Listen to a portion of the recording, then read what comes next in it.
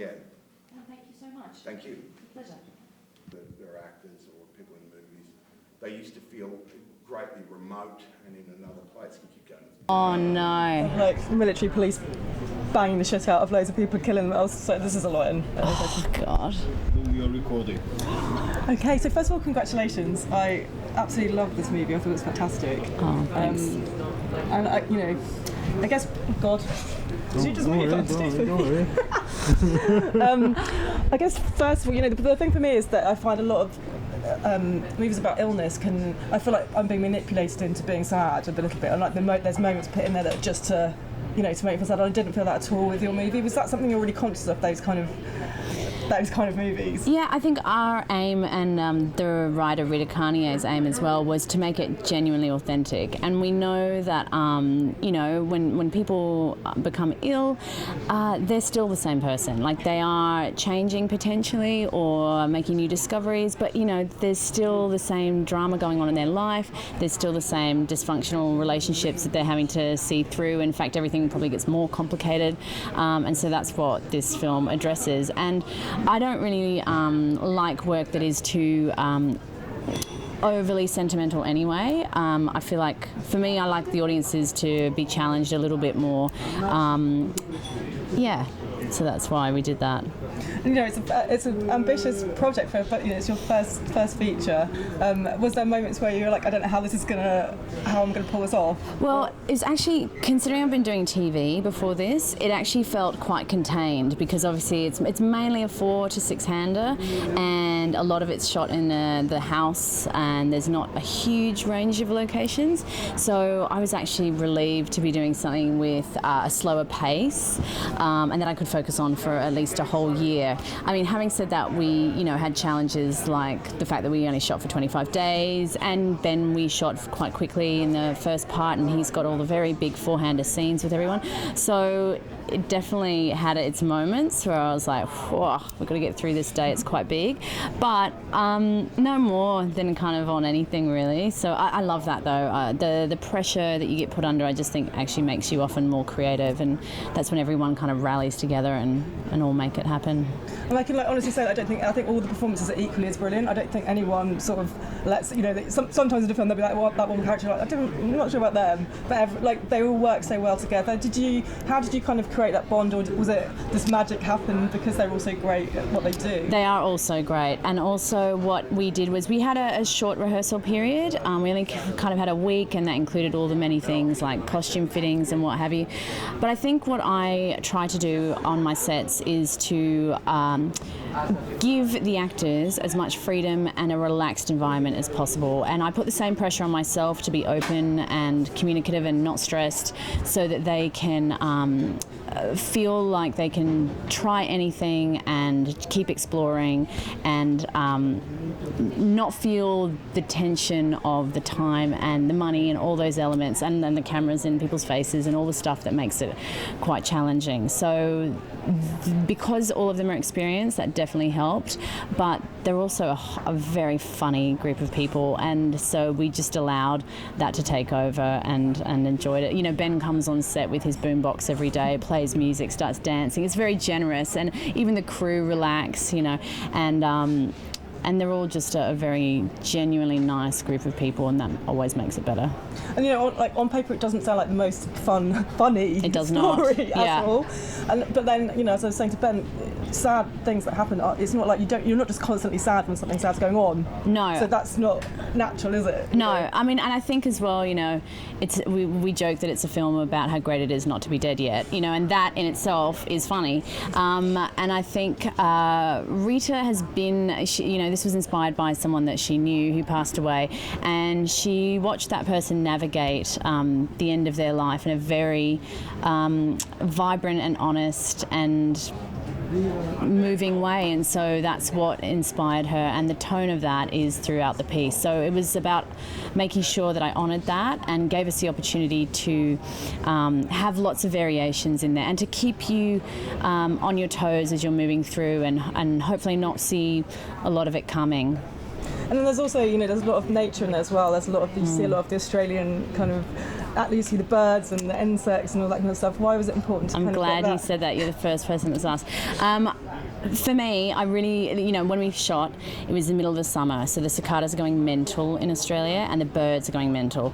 And, you can work really hard to try and remove them, or I went, let's go with it. But also because I think as soon as you add animals into a story, we have dogs in this film, we have a lot of birds, it just naturally brings the reality of life back into the world. And so that unexpected behaviour, I think, is really interesting and matching what's happening with that family as well. And then you've also got the sort of self-medication going on left, right and centre. Yeah. There's a lot of, for all different reasons. How does that kind of play out? How did you... Look, I felt like that's so believable. Everyone, when they're dealing with something very challenging, they, have displacement activities, or they go off and they do things they wouldn't normally do. It can be behavioural, like spending a lot of time with your next door neighbour in a way that you might not, should be doing, or taking medication, or, just starting to act out. And I loved that part of it because it felt very honest, and I can see myself doing that. Yeah. Well, thank you so much. It was lovely to talk to you. All the time in the world. I'm stopping in Thailand on the way. This is perfect. I'm stopping in Thailand on the way through. Yeah. This is a real break. Yeah, for a day or two. No, for 6 days. Oh, good for you. No doubt this is... Talk to me. Are you happy? Yeah. Oh, sorry, I thought you would come around to... Me?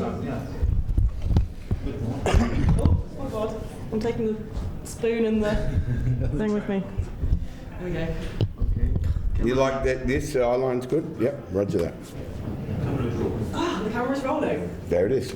Okay, so you're here at Venice and you've been with 2 Australian filmmakers. Is that Yep. kind of a conscious thing? Do you like to look for? No, it's not a conscious thing. It's just the way it's happened. The David Michaud film, The King. David gave me my modern career because he did a film called Animal Kingdom about a decade ago, and everything that follows after that is pretty much a result of that. This film, Babyteeth, is because I've got an awesome agent who really wants to see great films get up and get made, and she was aware of Babyteeth for quite some time. It had been a play first, and she was like, Ben, read it. And so when I did, I just ran, it's beautiful. We could, got to do it.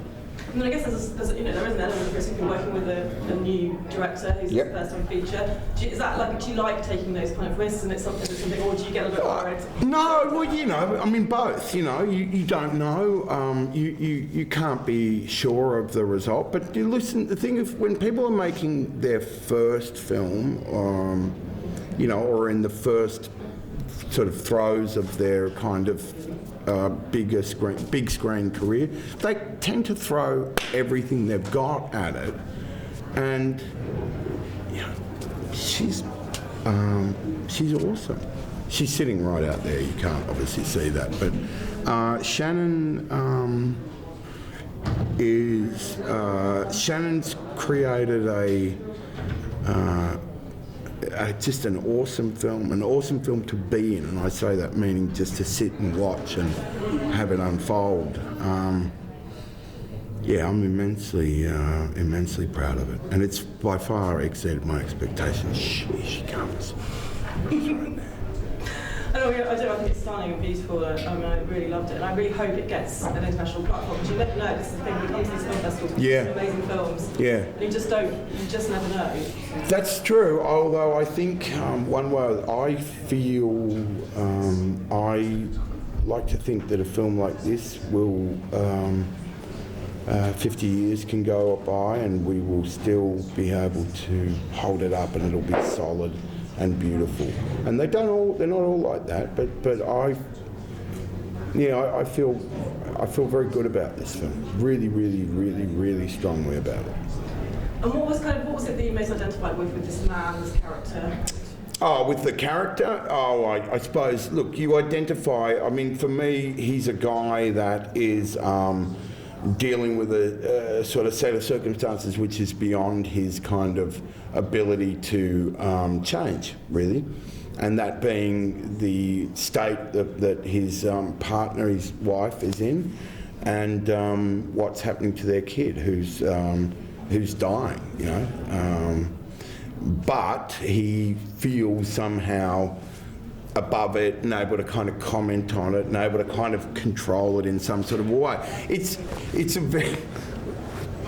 the funniest dying, you know, it's the funniest movie about someone that's in a terminal condition without it being cheap or this or that. It's very beautiful. I mean, it loves its characters, warts and all, and that's what I think is, when I talk about it being, you know, the Australian virtues being on display, that's part of what I mean. There's a sense of humour about it, but there's a warmth and there's a place for all these people in this, and I think that's what really struck me about the heart of it. Rita wrote, you know, it's, you know, I think it's a minor masterpiece. Basically, I think it's awesome. Yeah, and as you say, you know, from the outset, it doesn't sound like it's going to be a funny synopsis. Doesn't, you know? No. That's you know, and that therein lies the strength and the beauty of the film and the filmmaking. I mean, really, you're talking about this great sort of love story between, you know, this 16-year-old girl and this 23-year-old lost, you know, really, you know, lovely but pretty sort of wiry kind of getaway kind of junky, crazy young guy, and her parents, and also, you know, her mother's previous lover, who's her music teacher, the kid's music teacher, Eliza's music teacher. It's a great bunch, and I've got the awesome Emily Barclay as a hugely pregnant, apparently single woman across the road. So there's trouble to be got into.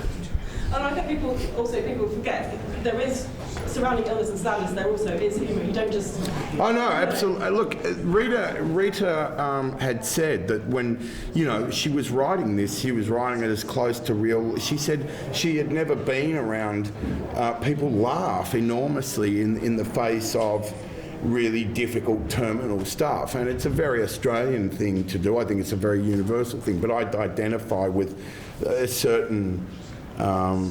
there's a rueful, warm, excellent, loving humour in it that I love this film. I love it. I love it so much. And there's also this kind of sort of that idea that everyone's self-medicating around. There's like there's a lot of that. Yeah. No, there's not a person there that's not self-medicating. I love that too. I love that this one's doing this one's doing that, this one. It's awesome. It's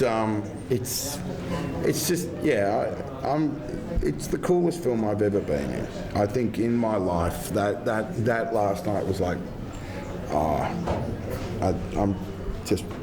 I can't speak, and I don't want, you know, like that's the thing. You can't convey it. What it's like to sit there and watch it and have it do what it does. You know, like a good film, good book, good song, they'll take you on a journey. And you can sit there before and going like, yeah, whatever. But if you just go in there and you've just got just a little bit of neutral kind of, okay, I'll check it out, and let it do the work, because the great ones do the work for you. You don't have to work. You sit down, you listen, you read a line, they do their own work, and you, bam, before you know it, you're caught up in it, and you're greatly enriched for it. And I think Babyteeth is such a piece. I'm very proud, very, very, very proud of this one. And then just finally, we've been asking everyone this week, but who would you say are the sort of unsung heroes of your career? Who are the people that you don't get to credit enough, who have helped you get where you kind of are today? Yeah. I think you can't. I mean, you know, it's the way I was brought up. And my grandmother was a huge one. These are people that are departed now. My mother gave me, but they don't get credited enough. And I have some really long and enduring friendships that, you know, and I've had people, you know, there's one girlfriend in particular who was more instrumental in anything, just keeping the whole ship going when there was nothing. And there's a couple of friends who when things were dry and there are a lot of people on the sidelines chuckling away, yeah, you're gone now, aren't you? That believed in me and that told me so. And those people make a great difference to you when you look back. We all need those people in our lives. Yep. Thank you so much. Thank you. Thank you very much. It was lovely to chat to you. Sophisticated, deeply entertaining stuff for cynical people like myself, you know, that kind of you can't